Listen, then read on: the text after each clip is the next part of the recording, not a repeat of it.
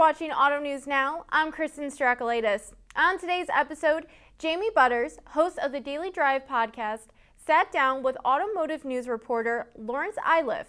They talked about surging EV registration numbers in the United States. Lonnie Iliff, welcome back to Daily Drive. Hey man, great to be here.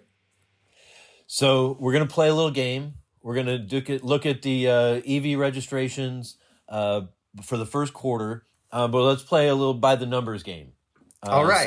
So you go first. Pick a number and tell me about it. Okay, I think this is kind of the elephant in the room, so let's get it out of the way, and that's 72%. That's Tesla's market share in the first quarter, which I think we had talked earlier. You said that it's down from 73%. Let me jump in with some numbers here. Yeah, Tesla's market share fell from 73 to 72%. EV registrations, the headline number on your story today was, registrations were up 60%. Teslas were up 59%, right? The incumbents are not yet gaining share. They've got a few good models, gaining some ground, making some inroads, but not taking away share from Tesla in a meaningful way yet. I mean, they have that 15-year runway to get where they are at breakneck speed. They have the Fremont plant, which is up here, is doing, fantastic. At least 450. That's the last I heard. It could be more. And then obviously Texas is ramping. Berlin's ramping. China has problems right now because of COVID, but that's affecting everyone. And Elon Musk said in a Financial Times chat today that, at some point they may have to stop taking orders because the lead times are getting so long, as much as a year. So they're killing it. That's pretty amazing. And so we could have, if we were to throw another Tesla number, right, it's 4. They still have 4 of the top 7 models. The S and X have bounced back very strong from their retooling last year. The dig in a little, right? I mean, the Model Y is by far the most popular EV. Globally. 52,000 registrations in the U.S. in the first quarter, up 27%. Right. The Model 3, nobody buying sedans in America except for these. Right. 47,000. That's on pace for almost 200,000 Model 3s in the U.S. I mean, as if it was a Corolla or something. Yeah.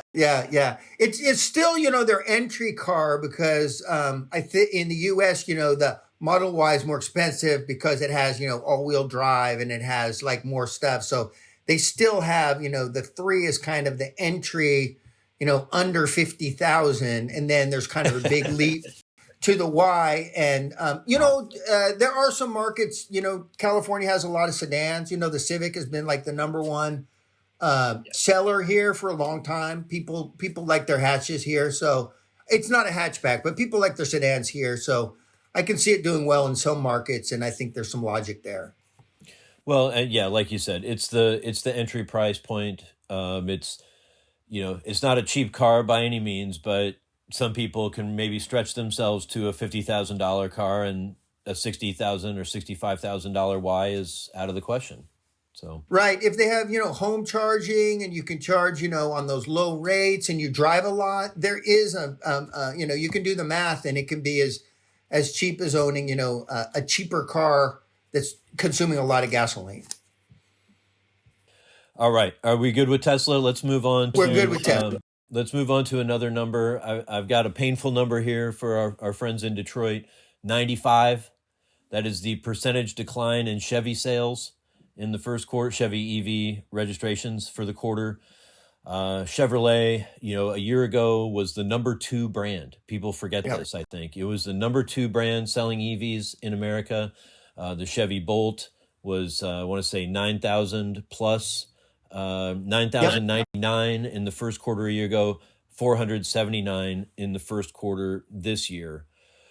I think really 2 things, going on there, driving those numbers, right? We have, first of all, the massive LG recall that really stopped Bolt production for months and months and is barely getting restarted now.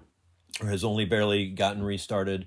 But also there's the strategic shift, right? I think GM tried to come into EVs, and first the Volt plug-in hybrid, kind of emulating Toyota and wanting to match the success of the Prius, Right. which brought this, fuel-saving technology to the masses and sold in large numbers under their mainstream brand. And they wanted to pursue that approach, but the scale wasn't there, and the volume wasn't there, the profitability wasn't there. And so now they're following the Tesla model, Right, which is coming right. at the high end. The GMC Hummer, the Cadillac Lyriq is going to go on sale this month. Start up there, make the rich people pay for the technology that's not yet affordable for the masses, and Right. try to build some profits and gain scale from there. Yeah, I think the Bolt story is kind of a sad one. It's a good car. It's they're about 30 grand right now. They don't get the tax credit, but people buying $30,000 cars often can't get the tax credit because the income tax situation. They're really popular in California. I mean, this is big EV market. And so it's one of the few, that one and the Leaf and some of the Hyundai products where, you could get like a good lease, 250, 350, depending on the model. And so they were really good entry cars, and the refresh I think is attractive and really steps the car up in terms of interior comfort. They kind of missed the boat on the first one. And so I think it's positive that they're making them again. That's my understanding, right? Is that they're making them again. And obviously they'll just, they'll fly off the lots. They're good cars. They're inexpensive. And there's a lot of consumers with gas prices that would love a Chevy Bolt right now. Yeah, Chevy and GM, they're kind of working on three tracks. They have those the Bolt that they're still making with the old LG batteries with refined to not catch fire. Right. And and then they're launching, really launching the Ultium just now in the Hummer and the Cadillac, and they'll spread that through the Honda vehicles. And then they're working on that next generation Ultium for later in the decade, 2027, when they think they can offer sub $30,000 crossovers.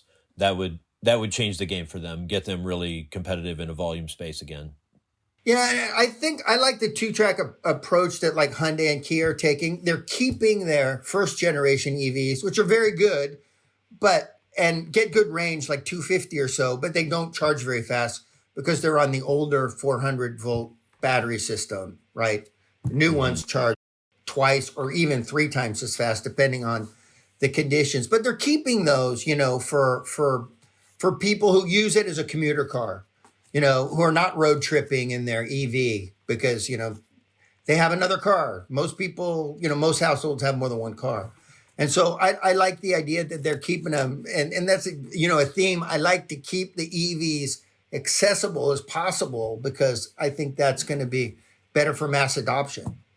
Thanks for tuning in. Listen now to Jamie's full interview and the day's headlines on the Daily Drive podcast, available on all podcasting platforms. Have a great day.